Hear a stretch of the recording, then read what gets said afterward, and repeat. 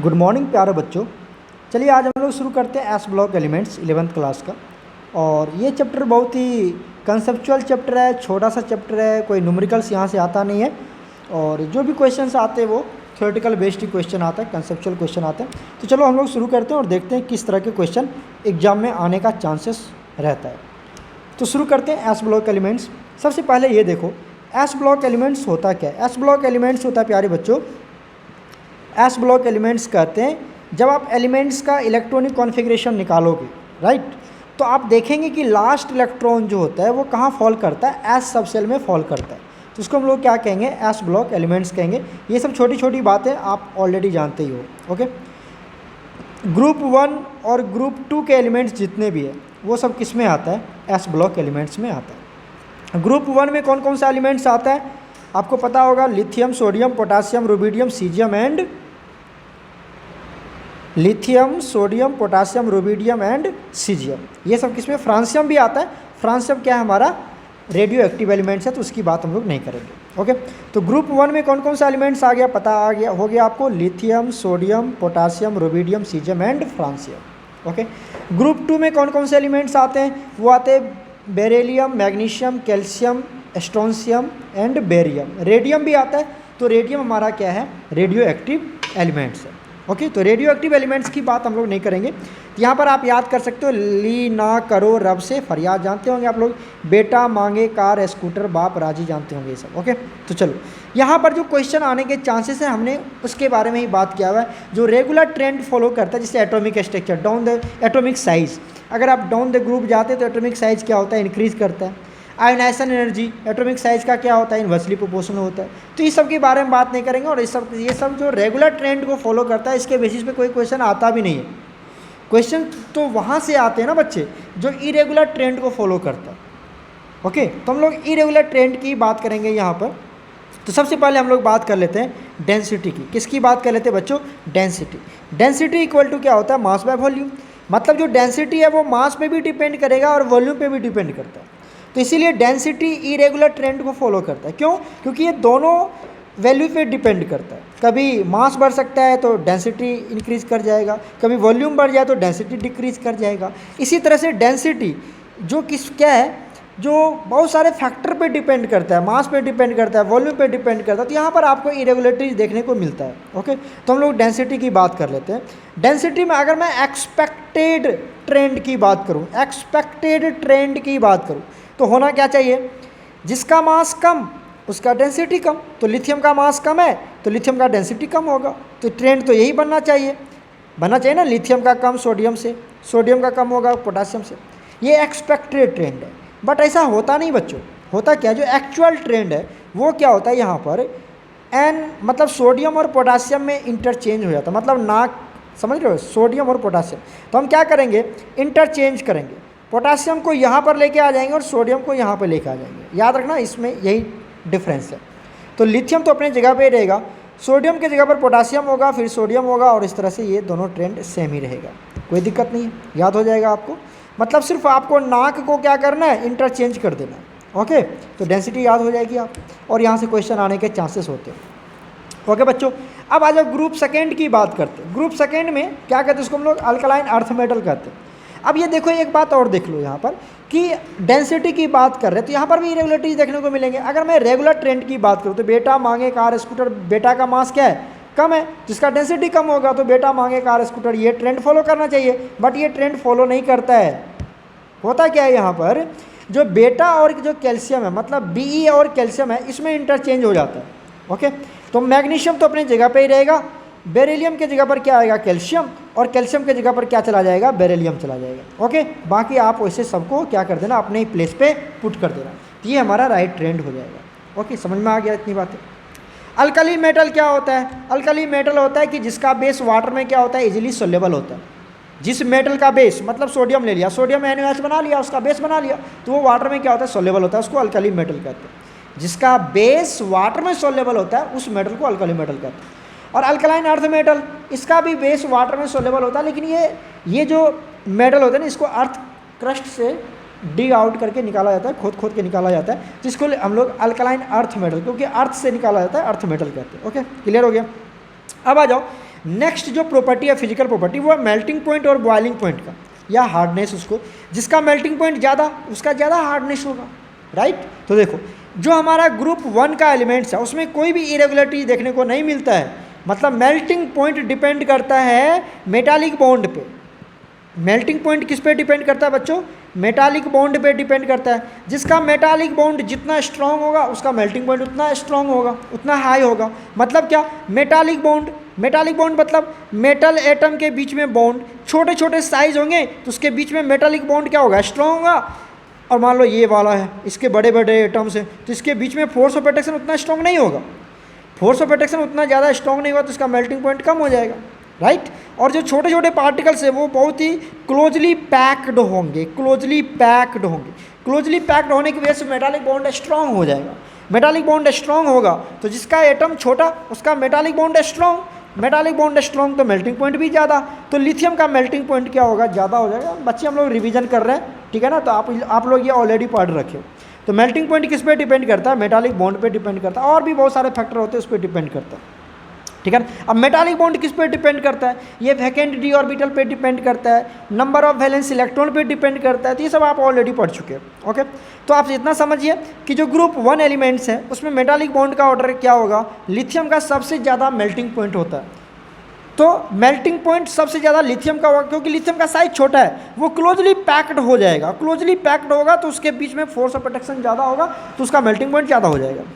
Getting my points. और caesium का melting point सबसे कम होगा। तो सबसे अच्छा मेटल कौन होगा? सबसे अच्छा सॉफ्ट कौन है? सीजियम सबसे ज़्यादा सॉफ्ट होगा और लिथियम क्या है? हार्ड है। क्लियर हो गया ना, क्योंकि इसका मेल्टिंग पॉइंट ज़्यादा है। और ये जो ग्रुप 1 मेटल्स है ना इसको लोग नाइफ से कट कर सकते हैं, इतने सॉफ्ट होते हैं लोग, मेटल इतने सॉफ्ट होता है। क्लियर हो गया। उसके बाद देखो melting point of group second की बात कर लेते हैं। तो एक्सपेक्टेड ट्रेंड क्या होना चाहिए? बेरिलियम का साइज छोटा है तो मेल्टिंग पॉइंट क्या होना चाहिए? इसका ज़्यादा होना चाहिए क्योंकि मेटालिक बॉन्ड स्ट्रांग होगा यहाँ पर। तो जो मेल्टिंग पॉइंट है बेरिलियम का, मैग्नीशियम का, ये ट्रेंड फॉलो करना चाहिए। बट ये ट्रेंड फॉलो नहीं करता प्यारे बच्चों, ये ट्रेंड फॉलो नहीं करता। करता क्या है कि आप देख लो, जो मेल्टिंग पॉइंट होगा वहाँ पर क्या करेंगे, जो मैग्नीशियम है ना उसको उठा के लास्ट में रख दो। मैग्नीशियम को उठाओ, पहले रेगुलर ट्रेंड रखो, एक्सपेक्टेड ट्रेंड लिखो, तभी तुम बना सकते हो। तो एक्सपेक्टेड ट्रेंड होगा कि बेटा मांगे कार स्कूटर बाप राजी, ओके। तो बेटा का क्या होगा? सबसे ज़्यादा होगा मेल्टिंग पॉइंट। ये क्या हो गया? रेगुलर ट्रेंड या एक्सपेक्टेड ट्रेंड हो गया। लेकिन जो एक्चुअल ट्रेंड होगा मेल्टिंग पॉइंट का वो क्या होगा कि मैग्नीशियम को उठाओ और कहाँ रखो? लास्ट में रखो, बाकी सबको एज इट इज पुट कर दो। तो बेटा मैग्नीशियम हट गया तो क्या बचा? कैल्शियम, स्ट्रोंशियम, बेरिलियम, और मैग्नीशियम कहाँ चला गया? लास्ट में चला गया। समझ में आ गया? अब मेल्टिंग पॉइंट का ये ऑर्डर बना, तो बॉइलिंग पॉइंट का ऑर्डर क्या होगा? बॉइलिंग पॉइंट हम निकालेंगे किससे? मेल्टिंग पॉइंट से। तो ये जो बेरिलियम है, ये जो बेरिलियम है ना, इसको क्या करो, ये जो बेरियम जो है उसको बेरिलियम और कैल्शियम के बीच में रख दो इधर से। मैग्नीशियम को अपनी जगह पर रहने दो, बिल्कुल वैसे ही सब कुछ। मेल्टिंग पॉइंट के ही सीरीज हम क्या निकालेंगे? बॉइलिंग पॉइंट का सीरीज फाइंड आउट करेंगे बच्चों। तो मेल्टिंग पॉइंट में हमने क्या देखा? मैग्नीशियम लास्ट में चला गया, तो बॉइलिंग पॉइंट में मैग्नीशियम लास्ट में रहेगा, राइट। जो उससे पहले बेरियम है उसको क्या करेंगे? बेटा और कैल्शियम के बीच में डाल देंगे। तो बेरिलियम और कैल्शियम के बीच में बेटा को डाल दिया, बाकी एज इट इज। क्लियर हो गया ना? बॉइलिंग पॉइंट याद कर लेना, यही दोनों इंपॉर्टेंट फिजिकल प्रॉपर्टी है जहाँ से तुम्हारे क्वेश्चंस बनता है आने का। बाकी सारे properties, physical properties regular trend follow करता है, ओके। अब आ जाओ photo electric effect. Photo electric effect में बच्चे ग्रुप 1 के जितने भी मेटल्स हैं सारे metal photo electric effect show करता है एक्सेप्ट लिथियम। लिथियम नहीं शो करता है, क्यों? क्योंकि लिथियम का साइज छोटा है। तो आयनाइजेशन एनर्जी क्या होगा इसका? आयनाइजेशन पोटेंशियल या आयनाइजेशन एनर्जी क्या होता है? बहुत ज़्यादा होता है। जिसका आयनाइजेशन एनर्जी बहुत ज़्यादा होगा वो फोटो इलेक्ट्रिक इफेक्ट शो नहीं करेगा, ओके। अब आ जाओ ग्रुप सेकंड। ग्रुप सेकंड का जो एलिमेंट्स है बच्चों उसका साइज बहुत छोटा था। फर्स्ट के रेस्पेक्ट में जैसे आप पीरियड में मूव करोगे तो एटॉमिक साइज क्या होता है? डिक्रीज होता है। तो ग्रुप 1 के रेस्पेक्ट में ग्रुप 2 का साइज क्या होगा? छोटा होगा। तो ग्रुप 2 का साइज स्मॉल साइज होने की वजह से आयनाइजेशन पोटेंशियल क्या होगा? इंक्रीज कर जाएगा। पता नहीं इनवर्सली प्रोपोर्शनल होता है। तो ये ग्रुप 2 वाले एलिमेंट्स कोई भी फोटो इलेक्ट्रिक इफेक्ट शो नहीं करता है, और ग्रुप 1 में सारे एलिमेंट्स शो करता है एक्सेप्ट लिथियम। याद रख लेना, यहाँ से क्वेश्चन आ जाता है, ओके। अब आ जाओ बच्चे हाइड्रेशन एनर्जी की बात करते हैं। किसकी बात कर लेते हैं हम लोग? हाइड्रेशन एनर्जी की बात कर लेते हैं। हाइड्रेशन एनर्जी कहते हैं जब हाइड्रेशन मतलब एडिशन ऑफ वाटर, हाइड्रेशन मतलब एडिशन ऑफ वाटर। वाटर को क्या कर रहे हैं? वाटर में डाल रहे हैं। तो जब हम कोई भी स्पीसीज को मतलब कैटायन हो या एनायन हो उसको वाटर में डालेंगे तो जो एनायन या कैटायन होगा उसको वाटर क्या करेगा, सराउंड करेगा। उस समय वहाँ से एक एनर्जी रिलीज होती है, एनर्जी रिलीज होती है। उस एनर्जी को क्या कहते हैं, हाइड्रेशन एनर्जी कहते हैं। ओके, मान लो तुमने NaCl लिया और इसको किस में डाल दिया, पानी में डाल दिया, वाटर में डाल दिया, तो बताओ ये जो Na+ है इसको वाटर सराउंड करेगा ना वाटर बच्चे, O- और यहाँ पर H, ये H इस पर प्लस होता है, डेल्टा प्लस इस पर नहीं, तो पॉजिटिव की तरफ निगेटिव आएगा, फिर यहाँ से O आएगा इस तरह से। अब ये पता होगा आपको, ये सब बातें पता होगा, ठीक है ना। तो इसको वाटर मॉलिक्यूल इस कैटायन को क्या कर रहा है, सराउंड कर रहा है।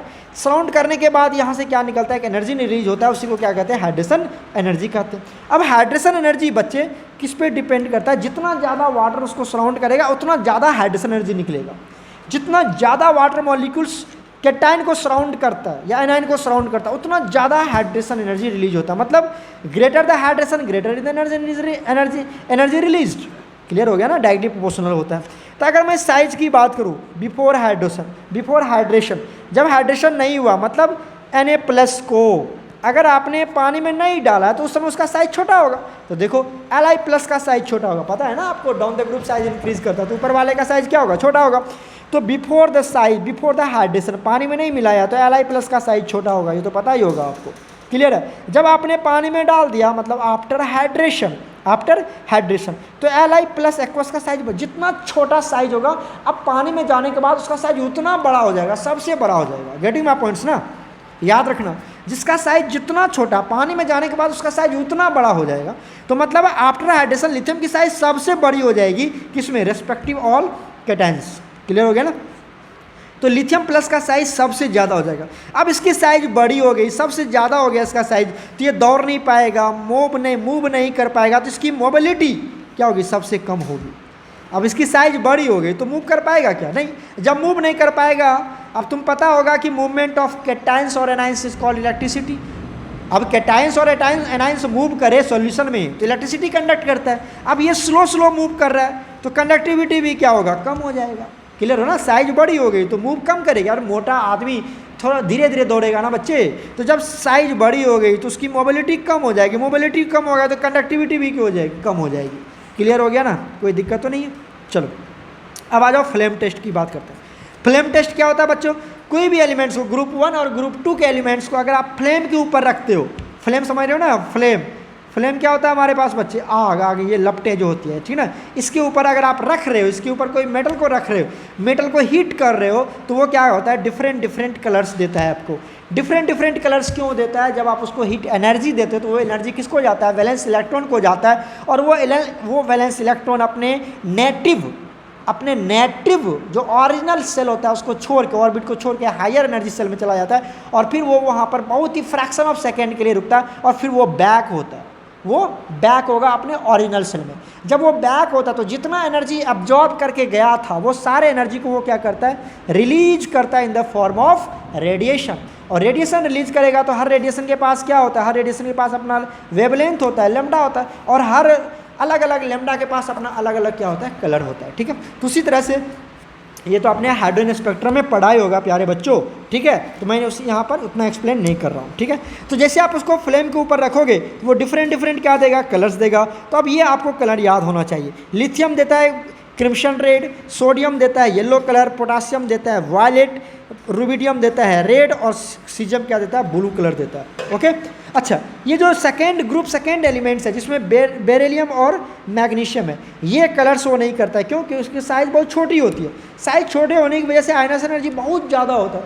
जब आयनाइजेशन एनर्जी बहुत ज़्यादा होगा तो उतना एनर्जी हम उसको दे ही नहीं पाएंगे कि इलेक्ट्रॉन वहाँ से रिलीज हो। और जब इलेक्ट्रॉन निकलेगा ही नहीं, वो हायर सेल में जाएगा नहीं, फिर वो बैक होगा ही नहीं, तो कलर ही नहीं शो करेगा। क्लियर ना, साइज बहुत छोटा तो आयनाइजेशन एनर्जी बहुत ज़्यादा होगा। तो बेरिलियम और मैग्नीशियम क्या करता है, फ्लेम टेस्ट नहीं देता है, don't gives flame test because of, क्यों, स्मॉल साइज और having higher ionization potential. Okay, अब आ जाओ, ये तीनों रिमेनिंग देता है। कैल्शियम क्या देता है, ब्रिक्स रेड, जो ईट वाला जो कलर होता है वैसा कलर देता है, रेड कलर का।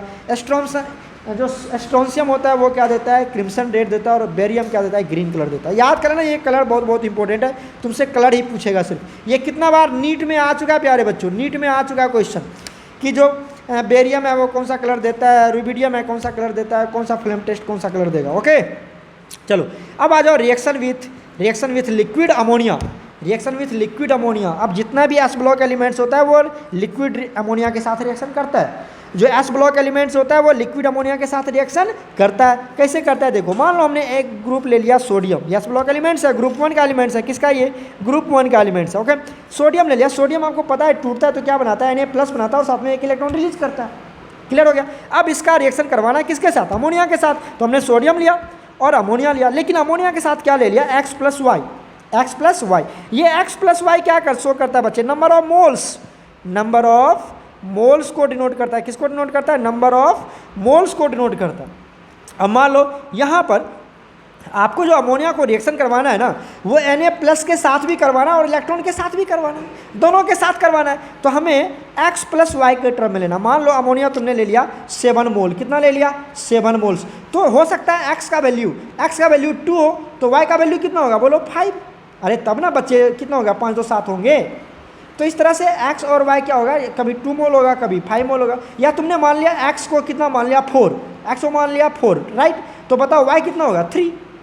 समझ में आ गया ना। तो उसको हमने एक ही बात है, ये नंबर ऑफ मोल्स है, उसको 2 पार्ट में लिख दिया। हो सकता है X मतलब 2 मोल सोडियम के साथ चला जाए तो 5 मोल इलेक्ट्रॉन के साथ चला जाए। हो सकता है 3 मोल सोडियम के साथ चला जाए तो 4 मोल इलेक्ट्रॉन के साथ चला जाए। तो इस तरह से वो रिएक्शन, इसलिए हम लोग क्या लेते हैं, X+Y लेते हैं। यहाँ पर भी ध्यान देना, बच्चे को समझ नहीं आता।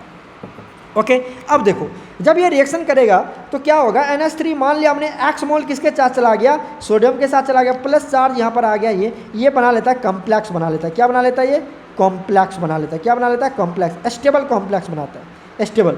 और ये बना लेता है अनस्टेबल कॉम्प्लेक्स। क्या बना लेता है, अनस्टेबल कॉम्प्लेक्स बना लेता है। क्लियर हो गया। ये बनाता है अनस्टेबल कॉम्प्लेक्स, अनस्टेबल कॉम्प्लेक्स बनाता है। क्लियर हो गया ना। अब देखो इसको कहते हैं हम लोग अमोनिएटेड, क्या कहते हैं, ये सब पढ़ा होगा आपने, अमोनिएटेड कैटायन कहते हैं इसको, अमोनिएटेड कैटायन। और इसको कहते हैं हम लोग अमोनिएटेड, ध्यान रखना, अमोनिएटेड इलेक्ट्रॉन या एनायन भी कह सकते हैं।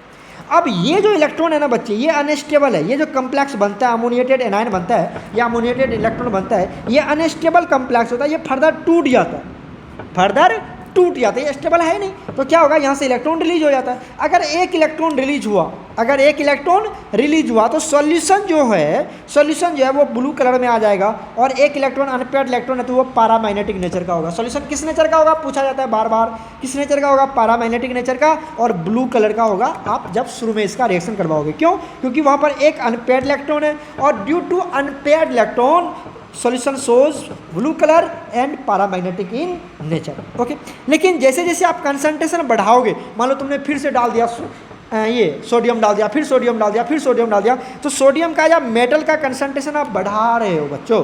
जब बढ़ा रहे हो तो सॉल्यूशन क्या हो जाएगा, एक समय ऐसा आएगा, क्योंकि ये जो इलेक्ट्रॉन था ना, अब वो हो सकता है कि फिर दूसरा इलेक्ट्रॉन आएगा।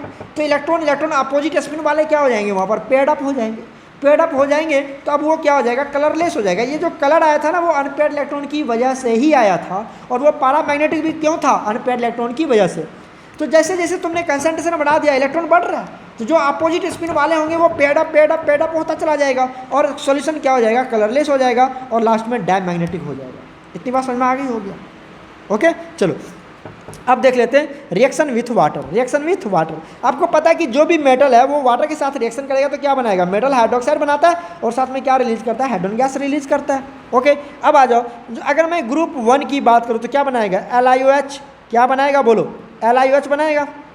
हाँ जी, देख रहे हो इधर, LiOH NaOH, ये हाइड्रोक्साइड बनाएगा, साथ में हाइड्रोजन गैस रिलीज करता है। अब ये क्वेश्चन नहीं पूछता है कि हाइड्रोक्साइड बनाता है तो क्या बनाता है, वो पूछता है सोलेबिलिटी। बहुत बार क्वेश्चन आ गया, सोलेबिलिटी पूछता है। तो LiOH लेस सोलेबल होता है। सबसे ज़्यादा सोलेबल कौन होता है, CiOH। आपको पता है डाउन द ग्रुप जाओगे तो मेटालिक कैरेक्टर बढ़ता है, मेटालिक कैरेक्टर बढ़ेगा तो अच्छा बेस होगा, जो जितना अच्छा बेस होगा वो उतना ज़्यादा सोलेबल होगा। अरे एकदम बच्चे वाली कहानी है बच्चे, नीचे जा रहे हो तो मेटालिक कैरेक्टर बढ़ता है। मेटालिक कैरेक्टर जो जितना अच्छा मेटल वो उतना अच्छा बेस बनाएगा, और जो जितना अच्छा बेस होगा वो उतना ज़्यादा क्या होगा, सोलेबल होगा। तो CS क्या होगा, बहुत CSOH क्या होगा, हाईली सोलेबल इन। अच्छा चलो इसको फैजान रूल के अकॉर्डिंग भी एक्सप्लेन कर लेते हैं, फैजान रूल के अकॉर्डिंग भी एक्सप्लेन कर लेते हैं। साइज ऑफ कैटायन बताओ, Li सब में OH कॉमन है, तो OH निगेटिव की वजह से कोई भी इस पर इफेक्ट पड़ने वाला नहीं है। पड़ेगा किसकी वजह से, Li+, Na+, CS प्लस इसकी वजह से इफेक्ट पड़ेगा। तो Li प्लस का साइज छोटा है, जिसका साइज छोटा उसका पोलराइजिंग पावर ज़्यादा। अरे बच्चों साइज ऑफ कैटायन छोटा तो पोलराइजिंग पावर ज़्यादा, पोलराइजिंग पावर ज़्यादा तो कोवेलेंट कैरेक्टर ज़्यादा, कोवेलेंट कैरेक्टर ज़्यादा तो आयनिक कैरेक्टर कम। अब जब आयनिक कैरेक्टर कम हो गया तो सॉल्युबिलिटी भी क्या हो जाएगी, कम होगी।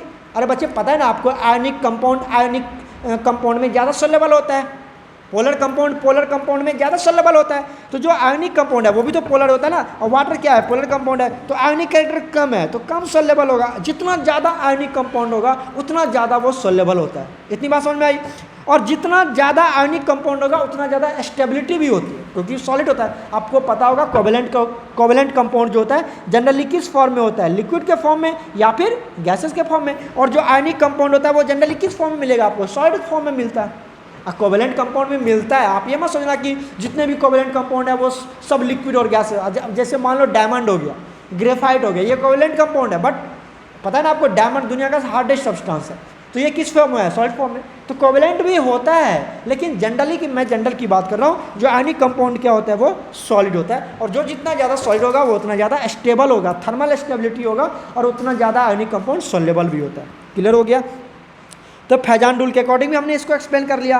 ध्यान से देखो और एक बार खुद इसको चेक करना और पढ़ना, इसको लिखना, खुद समझना इसको। ओके, अब आ जाओ ग्रुप सेकंड की बात करते हैं। तो जो इसमें क्या क्या एलिमेंट्स आते हैं हमारे पास, बेटा मांगे कार, स्कूटर, बाप राजी, सही है। अब जो बेरेलियम है ना, ये एकदम क्या कहता है, ना तो कोल्ड वाटर के साथ रिएक्शन करेगा ना तो हॉट वाटर के साथ। COH समझ रहे हो, कोल्ड वाटर और हॉट वाटर। अब क्लास वर्क होमवर्क नहीं समझना इसको। ओके, जो बेरेलियम है वो कोल्ड वाटर और हॉट वाटर के किसी के साथ रिएक्शन नहीं करता।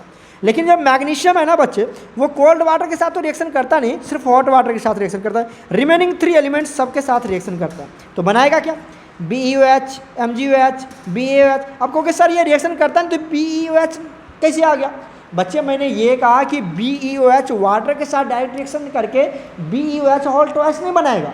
लेकिन ऐसी बात नहीं कि वो BeOH बनता ही नहीं है, बनता है, किसी अदर मेथड से बनता है। ओके, तो BeOH हॉट का जो सॉल्युबिलिटी है वो कम होगा। अभी तो मैंने बताया था फैजान रूल के अकॉर्डिंग, आपको पता है ना कि साइज ऑफ कैटायन छोटा होगा तो क्या होगा, पोलराइजिंग पावर ज़्यादा होगा, कोवेलेंट कैरेक्टर ज़्यादा होगा, आयनिक कैरेक्टर कम होगा तो सॉल्युबिलिटी भी कम होगा, तो BeOH कम होगा। पता है ना आपको, ये तो अभी बताया था आपको।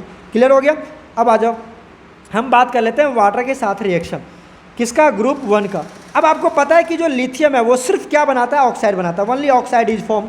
लिथियम कभी भी परऑक्साइड और सुपर ऑक्साइड नहीं बनाता। क्यों, क्योंकि इसकी साइज बहुत छोटी है। ध्यान रखना, साइज की वजह से ऐसा होता है, साइज की वजह से ऐसा होता है। सारे फैक्टर साइज पर डिपेंड करता है। तो लिथियम क्या बनाता है, सिर्फ ऑक्साइड बनाता है, और ये O पे -2 होता है ऑक्साइड। आपको मैंने फॉर्मूला बता दिया, Li2O।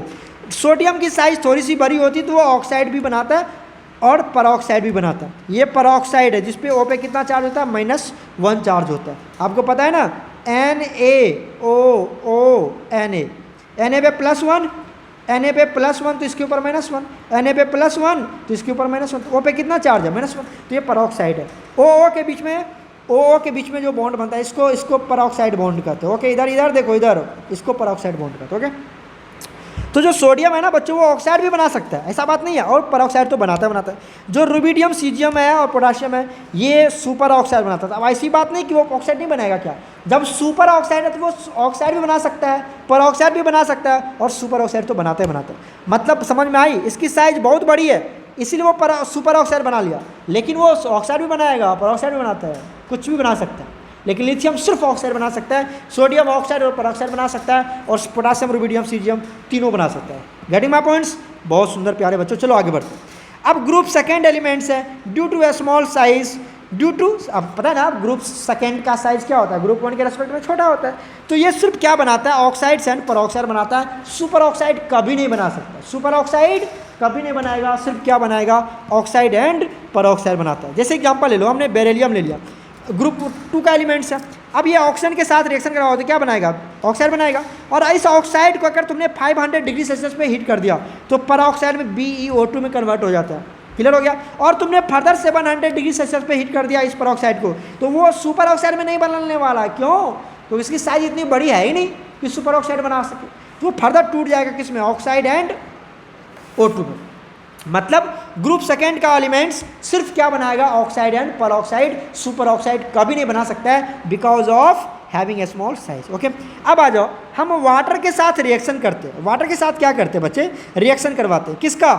ऑक्साइड का, परऑक्साइड का, सुपर ऑक्साइड से। यहाँ सभी क्वेश्चन आ जाते हैं। तो जो ऑक्साइड है ना बच्चे, वो सिर्फ क्या बनाता है? बेस बनाता है। क्या बनाता है? और बेस। बच्चे सुनो, इधर इधर देखो, इधर इधर। जो ऑक्साइड है ना, ऑक्साइड वो वाटर के साथ रिएक्शन करके सिर्फ क्या बनाएगा? बेस बनाएगा। लेकिन जो परऑक्साइड है, अब परऑक्साइड तो उससे ज़्यादा स्ट्रॉन्ग है, वो वाटर के साथ बेस तो बनाएगा ही, साथ में H2O2 भी रिलीज करता है। H2O2 भी रिलीज करता है। अब सुपर ऑक्साइड ले लेते हैं, KO2 SO2 में ये CSO2 ले लो, RbO2 ले लो, कुछ भी सुपर ऑक्साइड ले लो। अगर तुमने वाटर के साथ रिएक्शन किया, जब ये सुपर ऑक्साइड है तो इसका क्या खासियत बात होगी कि ये बेस भी देगा, ये इसका वाटर H2O2 भी देगा और साथ में ऑक्सीजन गैस भी देगा। जब सुपर ऑक्साइड है बच्चे, देखो एक एक करके बढ़ रहे हैं। ऑक्साइड क्या दिया? बेस। परऑक्साइड क्या दिया? साथ में H2O2 भी दिया। बेस तो दिया ही दिया। सुपर ऑक्साइड क्या देगा? बेस देगा, H2O2 दिया भी, और फिर एक्स्ट्रा क्या दिया आपको? O2 भी दे दे। तो ये रिएक्शन याद रखना। ओके, चलो चलते हैं बच्चे रिएक्शन विथ हेलोजन के साथ। अब हेलोजन के साथ रिएक्शन करेगा तो क्या बनाता है पता है आपको? हैलाइड्स बनाता है। क्या बनाता है? हैलाइड्स बनाता है। ग्रुप 1 का सारे एलिमेंट्स हैलाइड्स बनाते हैं। All elements forms halides. Group 2 के एलिमेंट्स, बेरिलियम को छोड़ के, बेरिलियम ना बड़ा नालायक बच्चा है, बेरिलियम ना बेटा, मतलब ये बेटा, बेटा बड़ा नालायक है। ये जो ग्रुप 2 का जो बेटा है ना, मतलब ये हैलाइड्स के साथ रिएक्शन नहीं करता, ये मतलब हेलोजन के साथ रिएक्शन नहीं करता। बाकी remaining all elements forms halides. Okay, तो हैलाइड्स का एक एग्जांपल मैंने दे दिया, MgCl2 बनाएगा। क्लियर हो गया? अब आ जाओ, जो अगर तुमने टेम्परेचर को 1200, ये भी कभी कभी पूछ देता है, याद रखना, अगर तुमने टेम्परेचर को 1200 केल्विन से कम रखा तो BeCl2 डैमर फॉर्म में मिलेगा। अब कहोगे सर आपने बताया था कि BeCl2 बनता नहीं है। मैंने ये कहा कि वो डायरेक्ट रिएक्शन नहीं करता है क्लोरीन के साथ, ब्रोमीन के साथ। मैंने ये कहा कि वो डायरेक्ट रिएक्शन नहीं करता है, लेकिन अब ऐसी बात नहीं कि वो BeCl2 नहीं बना सकता, BbR2 नहीं बना सकता। बच्चे बनाएगा, लेकिन उसके मेथड्स अलग होंगे। कहीं पर वो बाय प्रोडक्ट के फॉर्म में वो मिलके बाय प्रोडक्ट के फॉर्म में बन जाएगा, लेकिन बनता है ऐसी बात नहीं है। हाँ, डायरेक्ट रिएक्शन करके नहीं बनता है। गेटिंग माय पॉइंट ना? चलो, तो BeCl2 का एक ये भी क्वेश्चन आ जाता है कि अगर तुमने टेम्परेचर कम रखा 1200 केल्विन से तो BeCl2 क्या होता है? डैमर फॉर्म में मिलता है। और अगर टेम्परेचर तुमने 1200 केल्विन से ज़्यादा कर दिया तो वो मोनोमर फॉर्म में मिलेगा, मतलब गैसेस फॉर्म में मिलता है। ओके, अब स्ट्रक्चर देख लो यहाँ पर, ये किसका स्ट्रक्चर है? ये BeCl2 है। ये क्या तुम्हारा? BeCl2 है। क्लियर है ना? बी देख लो, BeCl2। अब BeCl2 के पास अब ये लुईस एसिड की तरह बिहेव करेगा, क्योंकि इसके पास कितने हैं? 1 2 4 इलेक्ट्रॉन है, इसको 2 लोन पर और चाहिए, है ना? तो क्या करता है, ये अपने में एक बॉन्ड बना लेता है, कोऑर्डिनेट बॉन्ड। ये कौन सा बॉन्ड है? कोऑर्डिनेट बॉन्ड है। कोऑर्डिनेट बॉन्ड पढ़ रखे होगे ना आपने, कोऑर्डिनेट बॉन्ड। एरो जब इलेक्ट्रॉन को डोनेट कर दिया जाता है तो ये क्लोरीन के पास 3 लोन पेयर होता है, आप देखे होंगे। अब ये बोरोन को डोनेट कर देता है और ये कोऑर्डिनेट बॉन्ड बनाता है, इस तरह से डैमर बना लेता है। अच्छा, अभी भी जब ये डोनेट करेगा ना प्यारे बच्चों, तो कितने हुए? 6 इलेक्ट्रॉन हुए ना। अभी भी इसके पास एक वैकेंट p ऑर्बिटल्स खाली होते हैं, जिसमें ये वाला क्लोरीन खुद से एक इलेक्ट्रॉन डाल देता है, एक लोन पेयर डाल देता है, जिसमें बैक बॉन्डिंग बनता है। पढ़े होगे बैक बॉन्डिंग, इसमें ग्रुप 13 एलिमेंट्स में बैक बॉन्डिंग करता है। ठीक है, तो अब देखो ये बैक बॉन्डिंग करेगा, इसका अपना ही फैमिली मेंबर्स इसको क्या करता है? लोन पे डोनेट कर देता है, तो उसको क्या कहते हैं? बैक बॉन्डिंग कहते हैं। ठीक है, समझ में आ गया होगा? अब तुमसे ये क्वेश्चन पूछ सकता है कि ये जो बेरिलियम है उसका हाइब्रिडेशन बताओ तो sp2 क्यों? क्योंकि कितने बॉन्ड हुए यहाँ पर? 3 हुए, 3 सिग्मा। 3 सिग्मा के लिए क्या होगा? sp2 हाइब्रिडाइज्ड होगा। क्लियर हो गया? sp2 हाइब्रिडाइज्ड होगा तो क्या होगा? ये प्लेनर स्ट्रक्चर का होगा। क्या होगा? ये प्लेनर होगा। समझ में आ गया? ट्रेंगुलर प्लेनर होगा, ट्रेंगुलर प्लेनर होगा। क्लियर हो गया ना? अब आ जाओ कार्बोनेट्स की बात कर लेते हैं हम लोग। तो कार्बोनेट्स में बच्चा अगर ग्रुप 1 की बात करें तो क्या बनाएगा? वो M2CO3 बनाएगा। M2CO3 टाइप्स का कार्बोनेट बनाएगा। M2CO3 टाइप्स का क्या बनाएगा? कार्बोनेट। एग्जांपल देख लो, Li2CO। अब बताओगे सर कंपाउंड कैसे बनता है? अब हम इसकी तैयारी करें तो अब थोड़ी बताऊँ कंपाउंड कैसे बनता है। Li2CO3। अब लिथियम का चार्ज कितना होता है? +1। कार्बोनेट का कितना होता है? -2। पता है ना आपको? -2। तो बैलेंसी कितना हो गया? 1। और चार्ज में नंबर की इसका 2। अरे Li का बैलेंसी 1 और कार्बोनेट का बैलेंसी 2, क्रॉस मल्टीप्लाई कर दो तो Li2CO3 बनता है कि नहीं बनता? क्लियर है ना? तो ये क्या बनेगा? Li2CO3 Na2CO3। अब थर्मल स्टेबिलिटी की बात करते हैं। थर्मल स्टेबिलिटी हमने आपको ऑलरेडी पहले बता रखा है। थर्मल स्टेबिलिटी किसको है?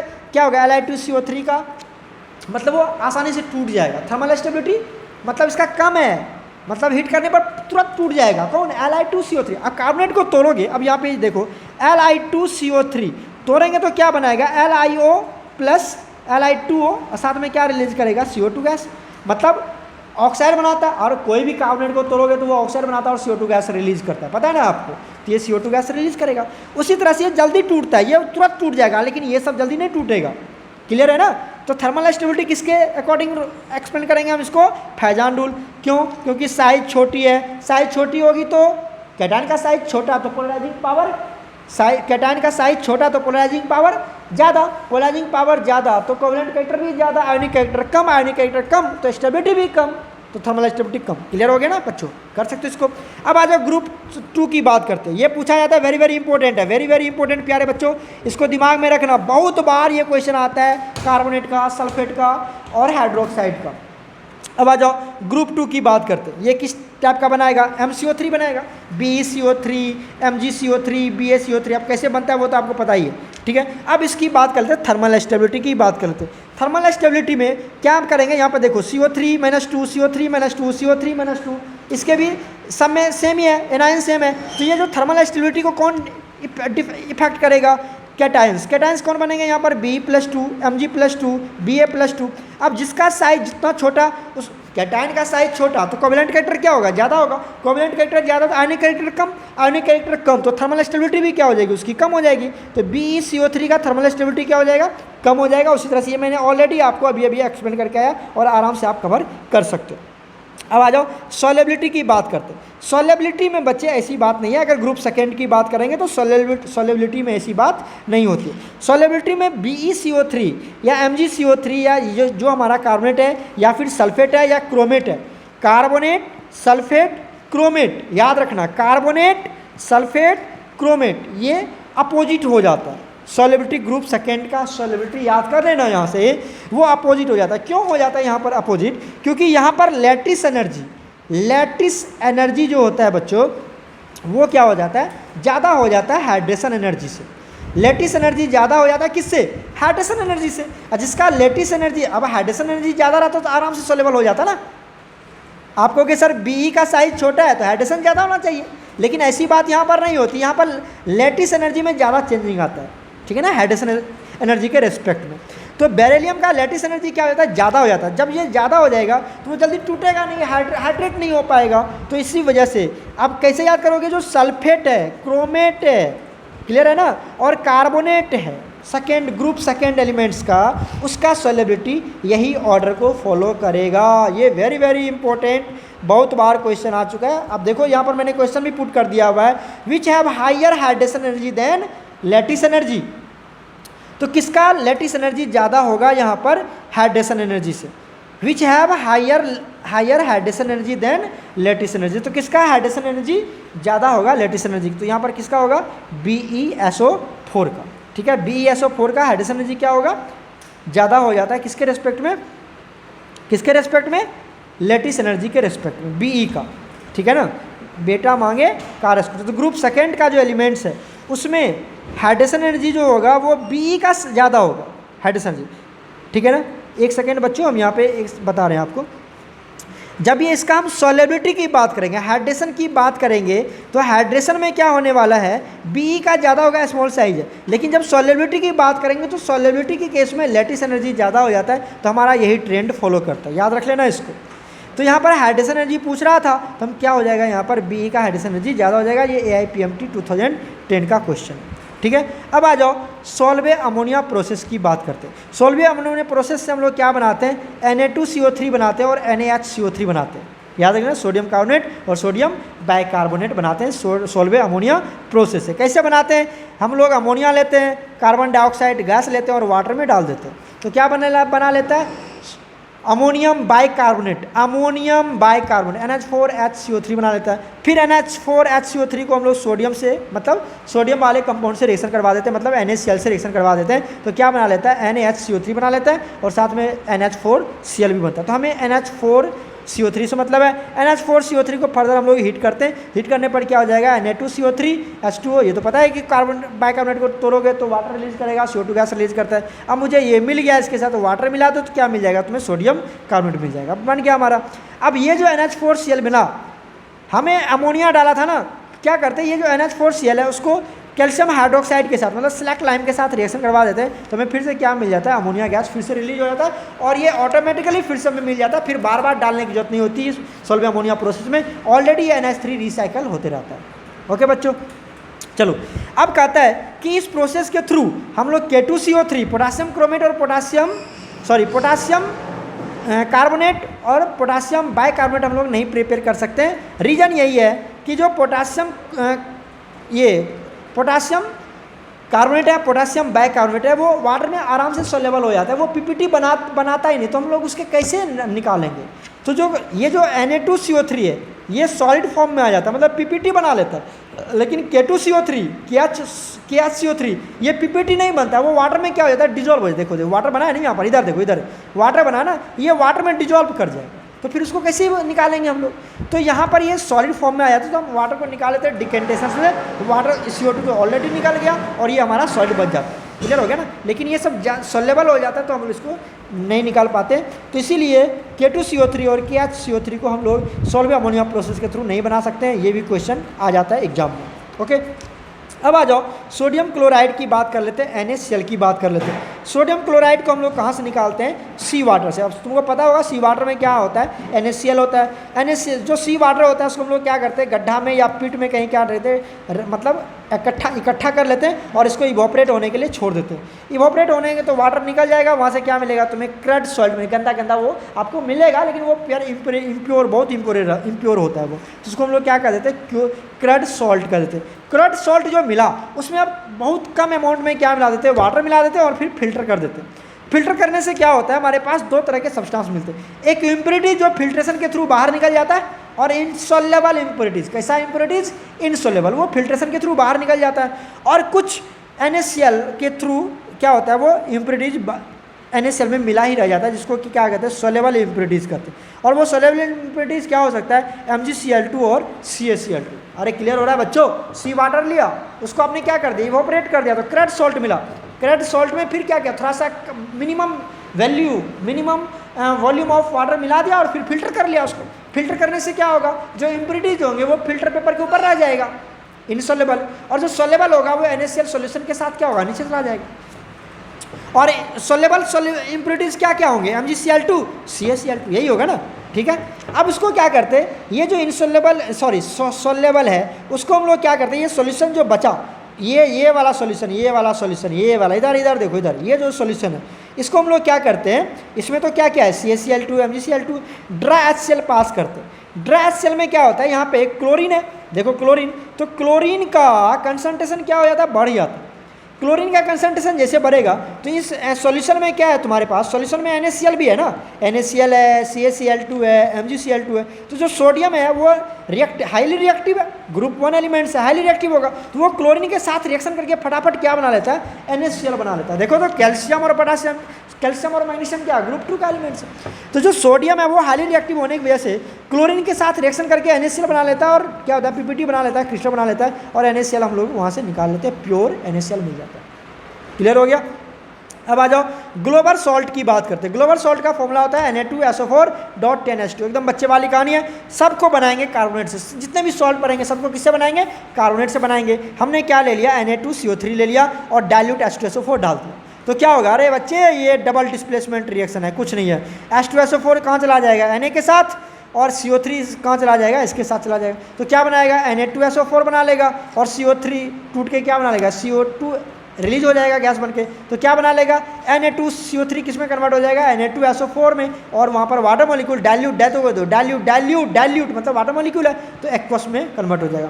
फिर उसको स्लोली हिट करो, स्लोली हिट करोगे तो Na2SO4 ऑटोमेटिकली 10 वाटर मॉलिक्यूल्स को एब्जॉर्ब कर लेगा, और रिमेनिंग वाटर मॉलिक्यूल ऐसे वहाँ से क्या हो जाएंगे, इवोपरेट हो जाएंगे, और ये तुम्हें क्या मिल जाएगा, क्रिस्टल के फॉर्म में मिल जाएगा। क्लियर हो गया ना, इसी को कहते हैं ग्लोबल सॉल्ट। अब आ जाओ इप्सम सॉल्ट क्या होता है, इप्सम सॉल्ट होता है MgSO4.7H2O। कैसे बनाएंगे, अभी तो बताया था कार्बोनेट से बनाएंगे, MgCO3 लेंगे, डाइल्यूट H2SO4 डाल देंगे, फिर किस में कन्वर्ट हो जाएगा, CO3 यहाँ से निकल जाएगा, CO2 बन के निकल जाएगा, और H2SO4 क्या हो जाएगा, SO4 कंबाइन करेगा तो क्या बनाएगा, MgSO4। फिर स्लोली हिट करो, क्या होगा, ये अपना क्रिस्टल फॉर्म में मिल जाएगा, आपको क्रिस्टल मिल जाएगा। क्लियर हो गया। अब आ जाओ जिप्सम सॉल्ट। जिप्सम सॉल्ट का फॉर्मूला क्या होता है, CaSO4.2H2O। कैसे बनाएंगे, अभी तो बताया कार्बोनेट से बनाएंगे। ये डाइल्यूट H2SO4 लेंगे, CaSO4 बन जाएगा, फिर हीट करोगे तो स्लोली हीट करेंगे तो क्या बनेगा, इसी को कहते हैं जिप्सम।